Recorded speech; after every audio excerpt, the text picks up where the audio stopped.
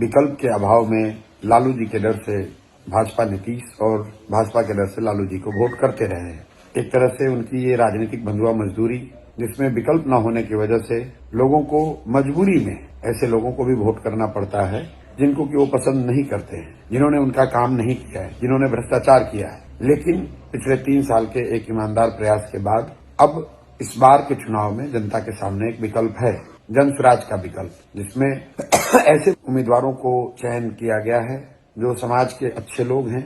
ज्यादातर लोग समाज को कुछ देने के नजरिए से इस व्यवस्था से जुड़े हैं।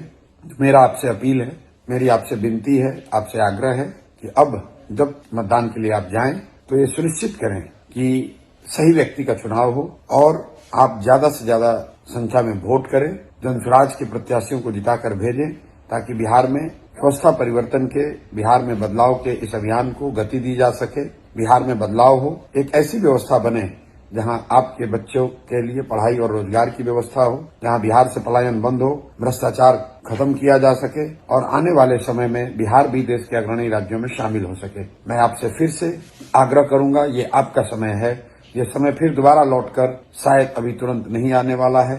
अगर आपने गलती करी तो ध्यान रखिए, आज जिस व्यवस्था से आप परेशान हैं, जिस व्यवस्था के भ्रष्टाचार से आप जूझ रहे हैं, जिस व्यवस्था की कमियों से आपके बच्चों को जूझना पड़ रहा है, उनकी पढ़ाई नहीं हो रही है, उनको रोजगार के लिए बाहर जाना पड़ता है, उस व्यवस्था में ही आपको अगले 5 साल जीना पड़ेगा।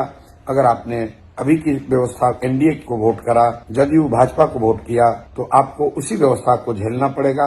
और राजद को वोट करने का तो मतलब ही नहीं है। लोग आज भी राजद के लालटेन के जंगल राज को भूले नहीं है, तो किसी भी हालत में उस व्यवस्था को वापस नहीं लाने देना है। लेकिन अभी जो व्यवस्था चल रही है, इसको हटाइए और एक नई व्यवस्था जन स्वराज की, जो जनता का राज है, सही लोगों का एक विकल्प है, इसको चुनिए। चुनने के लिए जन स्वराज के प्रत्याशियों को भारी संख्या में वोट दें, ताकि वो जीत कर आए और बिहार में एक नए युग का, एक नई राजनीति की शुरुआत हो सके। धन्यवाद।